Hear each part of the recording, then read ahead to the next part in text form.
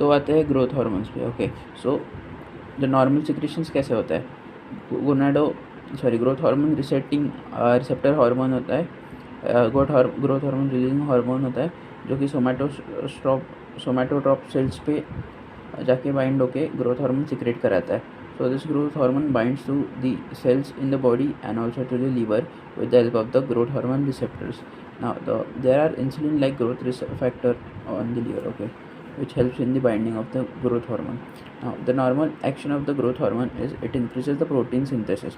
Okay, then antagonist insulin, it antagonizes the insulin, so the glucose level will be increased, and then there is increased glycogenolysis and increased gluconeogenesis.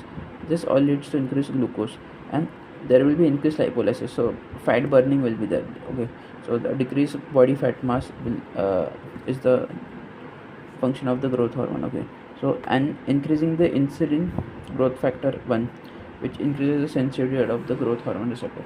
Now, what is Laren syndrome? Laren syndrome is nothing but the growth hormone insensitivity, in which the growth hormone receptor defect is there, and thus the clinical features will be hypoglycemia, short stature, and micropenis, and leads to increased body fat mass. Okay. Now, the investigation of it is growth hormone will be increased in the blood, and the insulin-like growth factor 1 will be decreased, and the growth hormone deficiency in adults is due to the infection, inflammation, infarction of the pituitary. After that, the clinical feature of it is it leads to increased body fat mass and increased weight to hip ratio. Okay, the clinical scenario here is the 30-year male complaint of fever, headache, neck stiffness, and decreased level of consciousness. So this is nothing but the meningoencephalitis case, and we need to stable the patient, and after the patient gets stable, we need to discharge. So here the clinical feature will be increasing the body fat mass and increasing waist to hip ratio.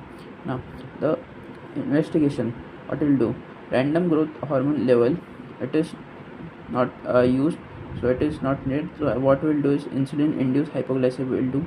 Okay, and the growth hormone antagonist is insulin, which increases the glucose. Okay, now this glucose increase and lead to decrease in the growth hormone by negative feedback. Okay, now this decreases the glucose, thus stimulate the pituitary and then increase in the growth hormone. That's all.